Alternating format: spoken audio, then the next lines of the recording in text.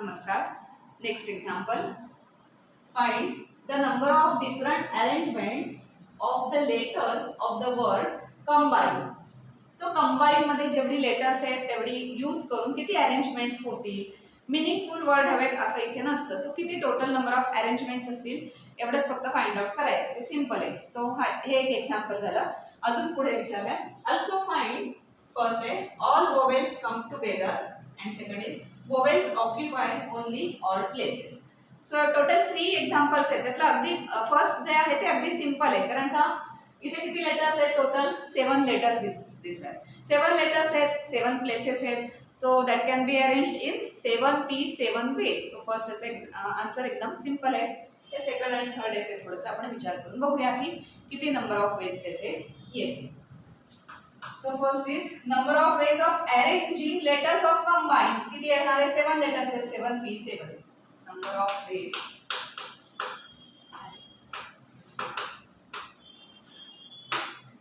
of arrangement of letters of the word combine.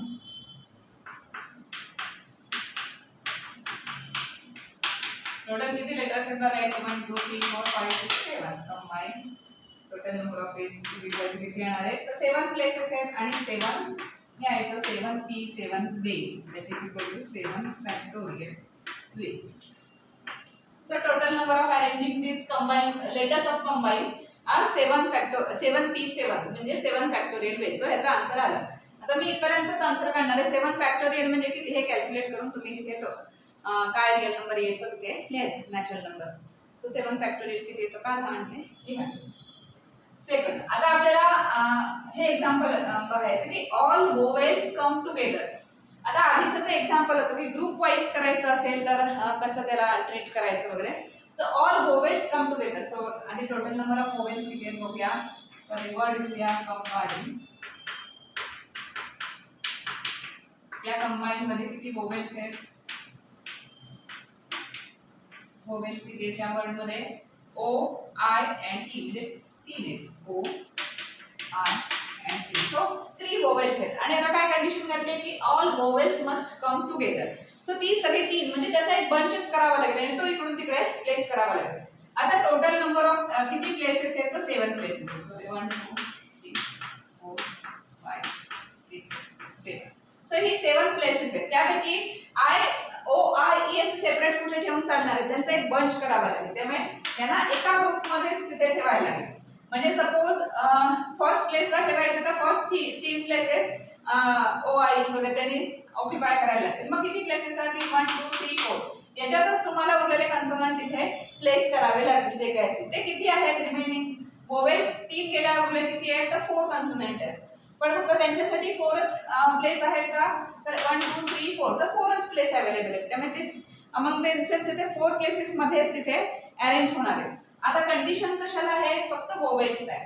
तर वोवेल्सचा bunch wise तो एकदा ह्या प्लेसला येईल किंवा एकदा मध्ये येईल किंवा एकदा ह्या प्लेसला येईल किंवा अगदी शेवटी येईल. पण येताना कसा ॲज अ बंच म्हणून तो इकडून तिकडे फक्त रिप्लेस होणार. सो ॲक्च्युअली कन्सोनंटसाठी किती प्लेसेस अवेलेबल आहेत ते आपण इथे आता बघूया. सो उरले किती? सी एम बी आणि एन हे 4 लेटर्स उरले.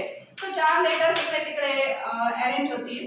सो फक्त तेवढे 4 लेटर्सचे अरेंजमेंट आहे का? टोटल किती लेटर्स झाले? आता हा ॲज अ ग्रुप सारखाच आहे. त्यामुळे हा ग्रुप प्लस हे 4 लेटर्सचे 4 ग्रुप. जसं आपण मॅथ्स फिजिक्स इंग्लिश केलं ना, प्रत्येक ग्रुप पण एकमेकांमध्ये तिथे रिअरेंज होत असतो ना, त्याचे 3p3 वेज आले होते. मग तसंच इथे काय होणार आहे? याला ॲज अ सिंगल लेटर किंवा ॲज अ सिंगल बंच असं आपण म्हटलं तर तो एक बंच म्हणजे तो एक झाला. आणि हे 4 लेटर्स म्हणजे टोटल किती प्लेसेस झाल्या? तर 5 प्लेसेस झाल्या. आणि त्या 5 प्लेसेस मध्ये हा एक बंच आणि उरलेले लेटर म्हणजे पण तुम्ही एक बंच असं म्हटलं तर 5 बंच झाले, 5 ग्रुप्स झाले. सो 5 ग्रुप्स इकडून तिकडे असे ते सगळे अरेंज होत राहतील, रिअरेंज होत राहतील. सो ते 5p5 वेजने तिथे अरेंज होणार आहे. त्यामुळे एकतर ह्याला एकत्र केल्यामुळे ॲज अ सिंगल लेटर सारखं त्याला ट्रीट केलं तर टोटल किती लेटर्स झाली? तर 4 प्लस हा सिंगल लेटर म्हणून 5. सो एकमेकांमध्ये ते आता किती 5p5 वेजने अरेंज होतील. बट त्याच वेळेला एक सिंगल लेटर ट्रीट केला आपण तर ते ऍक्च्युली सिंगल लेटर नाहीये, तो एक बंच आहे, ग्रुप आहे. त्या ग्रुपमध्ये इंटरनली पण काहीतरी चेंजेस होत राहतील. म्हणजे आधी आय येईल, ओ ई येईल किंवा आधी ई येईल, ओ आय येईल. सो इंटरनली ते 3p3 बेस, कारण 3 प्लेसेस आहेत आणि 3 लेटर्स आहेत, त्यामुळे इंटरनली पण ते तिथे अरेंज होत राहणार आहेत. म्हणून म्हटलं की ग्रुप्सचं असलं की इंटरनली अरेंजमेंट करायची असते, हेही लक्षात ठेवा. आणि एक्सटर्नली ते म्हणजे एक ग्रुप इकडनं तिकडे तिकडनं इकडे असं ठेवण्यात टोटल अरेंजमेंट्स किती येतात ते पण लक्षात घ्यायला लागतं. आणि मग ते सगळं सायमल्टेनियसली घडत असतं, म्हणून ते सगळ्यांचा प्रॉडक्ट होतो, तिथे मल्टिप्लिकेशन होतं. सो एकूण कन्सेप्ट लक्षात आला. एकूण आपल्याकडे 5 लेटर्स झाले आता, बिकॉज ऍक्च्युली 7 लेटर्स होती पण ती 5 का ट्रीट करतोय आपण, कारण ह्याला एका सिंगल बंच असं ट्रीट करायचं आहे. सो टोटल अवेलेबल प्लेसेस किती आहेत, काय म्हणायचं ते 5 प्लेसेस आहेत आणि 5 बंच आहेत असं आपण म्हणू. सो ते 5p5 वेजने तिथे अरेंज होतील आणि त्यातलाच एक बंच कंटेन्स 3 लेटर्स, त्यामुळे ते एकमेकांमध्ये अरेंज होतील. सो आता आपल्याकडे काय आले, 5 ग्रुप झाले, 5 बंच झाले आणि ते एकमेकांमध्ये प्लेसेस मध्ये ते अरेंज होतील. 5 ग्रुप्स कुठले आले तर सी एम बी एन हे 4 लेटर्स आणि हा एक ग्रुप, असे टोटल 5 ग्रुप्स झाले. सो देअर आर 5 ग्रुप म्हणा, 5 बंच म्हणा. So there are 4 remaining letters, 4 letters कुठली तर सी एम बी आणि एन ही 4 लेटर्स अँड 1 ग्रुप, म्हणजे किती झाले टोटल, अँड 1 बंच किंवा 1 ग्रुप ऑफ वोवेल्स किंवा बंच ऑफ वोवेल्स.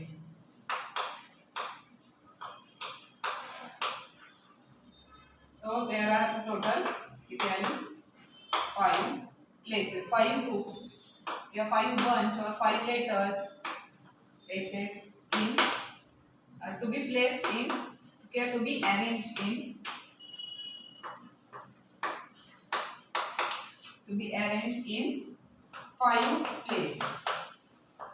बघितलं ना आधी आपण ते किती प्लेसेस आहेत आणि मग तो हा बंच फक्त ॲज अ लेटर म्हणून ट्रीट केला तर टोटल 5 लेटर्स झाले की 5 बंच झाले. सो आणि 5 प्लेसेस अवेलेबल झाले and 5 places arrange in 5 places in 5p5 ways.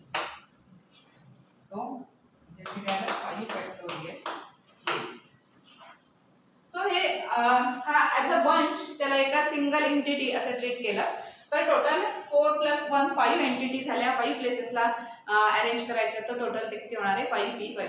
पण सायमल्टेनियसली म्हणजे सिमिलरली म्हणजे त्याच वेळेला काय होणार आहे की हा जो बंच आहे त्याच्यात सुद्धा काही चेंजेस होणार ना, इंटरनली चेंजेस होणार आहेत. म्हणजे आय इकडे येईल, ओ इथे येईल किंवा ई इथे येईल. सो ते चेंजेस किती असणार आहेत तर 3 प्लेसेस आहेत आणि 3 वोवेल्स आहेत. सो इंटरनली 3p3 अरेंजमेंट्स होणार आहेत. अँड त्याच वेळेला and 3 vowels internally arrange themselves in 3p3 ways, just 3 factorial ways. Internally त्यांची अरेंजमेंट होणार आहे, त्याचबरोबर एक्सटर्नली CMBN बरोबर पण अरेंजमेंट होणार आहे. सो टोटल अरेंजमेंट्स किती झाल्या तर हा नंबर इंटू हा. Therefore first जे काही एक्झाम्पल आहे त्याचा आन्सर आलाय. Therefore total number of arrangements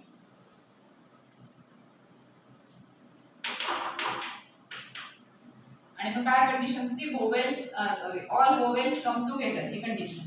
total number of arrangements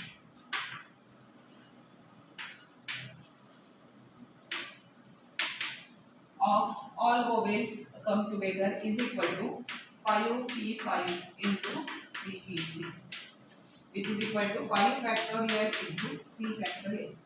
So याचं काय ते आन्सर असेल ते काढायचं, कारण का 5 ग्रुप झाले त्याचा 5p5 झाला आणि एक जो ग्रुप आहे जो इकडून तिकडे ठेवतो त्याच्यात इंटरनली 3p3 वेजने जर असेल मग total number of arrangements 5 factorial into 3 factorial असा. सो हे झालं फर्स्ट एक्झाम्पलचा आन्सर. आता आपण सेकंड बघूया. Vowels occupy only odd places.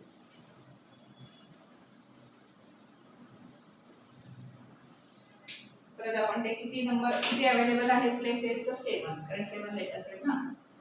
So 7 letters आहेत आणि ऑड प्लेसेसला वोवेल्स पाहिजे.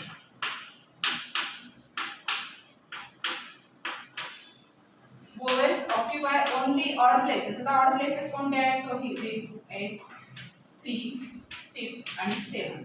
म्हणजे याच्यातच कुठेतरी वोवेल्स आहे. म्हणजे इथे आय आला तर इथे ओ, इथे ओ घेऊन चालणार आहे का नाही, किंवा इथे ई घेऊन चालेल का नाही. सो 3 नंबर्स आहेत आणि प्लेसेस किती आहेत अवेलेबल? तर 1 2 3 4. सो 4 प्लेसेस मध्ये किती नंबर यूज करायचे? 3. सो 4p3 वेज ने हे जे वोवेल्स आहेत ते ह्याच 1 3 5 7 ह्याच पोझिशन मध्ये कुठेतरी ते अरेंज करू शकतो आपण. उरलेल्या कुठल्या पोझिशन मध्ये चालणार नाही. आणि आता किती पोझिशन्स राहिल्या? तर उरलेल्या ज्या पोझिशन्स आहेत 1 2 3 ह्या ज्या इव्हन पोझिशन्स आहेत आणि अजून एक रिमेन म्हणजे राहणार आहे ना. सपोज इथे आय आलं, इथे ओ आलं, इथे ई आलं, तर आता रिमेनिंग पोझिशन किती येणार आहे? ह्या ऑड इव्हन पोझिशनच्या ही एक पोझिशन, ही पोझिशन, अजून एक पोझिशन राहील. कारण वोवेल्स किती आहे? टोटल 3च वोवेल्स आहेत. त्यामुळे सगळ्या ऑड प्लेसेसना वोवेल घेतले तरी एक ऑड प्लेसेस त्यातली कुठली तरी शिल्लक राहणार आहे. सो ती प्लेस एक शिल्लक आहे. त्याच्यानंतर इव्हन प्लेसेस किती आहेत? 3 प्लेसेस आहेत. तर त्या प्लेसेस आहेत. म्हणजे टोटल किती प्लेसेस उरले? आता 4 प्लेसेस उरले. आणि आता लेटर्स किती आहेत? वोवेल्स 3 गेल्यानंतर कन्सोनंट किती राहिले? तर 4 राहिले. सो ते 4 लेटर्स रिमेनिंग 4 प्लेसेस ना 4p4 वेज ने तिथे अरेंज होऊ शकतात. सो सिंपल आहे तसं. कारण फक्त ऑड प्लेसेस ना वोवेल्स असल्यामुळे ते आपण घेतली. तर ऑड मध्ये पण एक जागा राहणार आहे शिल्लक. सो ती एक असणार आहे. प्लस ही इव्हन प्लेसेसच्या 3 अशा टोटल 4 अवेलेबल होतील 4 लेटर्स ना आणि ते 4p4 हे तिथे अरेंज होतील. So vowels in odd places. In odd places total किती ऑड प्लेसेस आहेत? 4 ऑड प्लेसेस. आणि किती वोवेल्स आहेत? 3 वोवेल्स. सो इन किती वेज ने होणार आहे ते? 4p3 veg. अरेंजमेंट किती होणार ते वोवेल्सची? तर 4p3 वेज. आता रिमेनिंग किती प्लेसेस आले? 4 रिमेनिंग झाले. कारण असं म्हणाल की इव्हन प्लेसला तर 3च आहेत ना, 2 4 आणि 6 3च अवेलेबल आहेत. मग 4 कशा आपण म्हणतोय? तर 3 वोवेल्स प्लेस केल्यानंतर ऑड मधला पण एक जागा रिकामी राहणारच आहे ना. सो ती 4th येणार आहे जिथे आपण कन्सोनंट इथे प्लेस करू शकतो. So remaining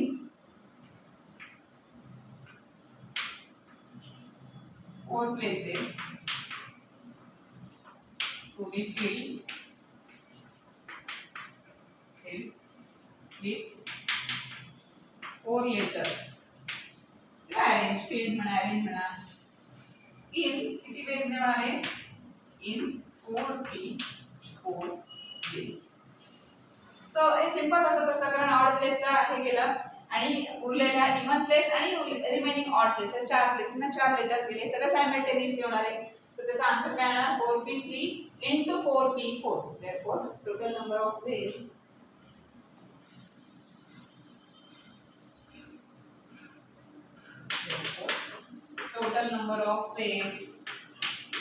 of arranging, and ते तुम्ही सगळं लिहायचं. Of arranging where vowels occupy only odd places are is equal to इथे येणार आहे पहिला होता 4p3 into 4p4. that is equal to 4p3 means किती असणार ते 4 factorial upon 4 minus 3 असतं ना n minus r. so 4 minus 3 factorial into ह्याचं काय आहे 4 factorial. आन्सर्स तुम्ही काढायचे. सिंपल आहे ते. which is equal to 4 factorial आणि 4 minus 3 means किती 1 factorial आणि 1 factorial 1 असेल. so 4 factorial into 4 factorial ते आन्सर येते. vowels occupy only odd places या एक्झाम्पलचा आन्सर असणार. सो थोडासा ट्रिकी असतात परमिटेशन अँड कॉम्बिनेशनचे एक्झाम्पल. खूप एक्झाम्पल सॉल्व केले की त्यातले हे कळत जातात आणि मग आपल्याला सॉल्व करता येतं. ते तसं कठीण नाही आहे. पण इन जनरल जसं आपण बाकीचे सब्जेक्ट घेत होते काहीतरी फॉर्म्युला असतो काहीतरी हे असतं त्याच्याप्रमाणे एक मेथड असते. त्या मेथडप्रमाणे ते सॉल्व करायचं असतं आणि मग त्याच मेथडची बरीच एक्झाम्पल्स तुम्ही तशी सॉल्व करू शकता. परमिटेशन आणि कॉम्बिनेशनमध्ये थोडं कसं आहे की each and every example method एकच आहे फॉर्म्युला एकच आहे पण तरी सुद्धा इच अँड एव्हरी एक्झाम्पलमध्ये थोडंसं तुम्हाला विचार करायला लागतो की काय कंडिशन घेतले आहेत. तर कसं ते डिस्कस करायचं, कसं ते त्याचा आन्सर काढायचा. सो हे सगळं तुम्ही जास्तीत जास्त एक्झाम्पल सॉल्व केल्यावर तुम्हाला ते लक्षात येईल आणि परमिटेशन आणि कॉम्बिनेशनची वर्ड एक्झाम्पल कशी सॉल्व करायची.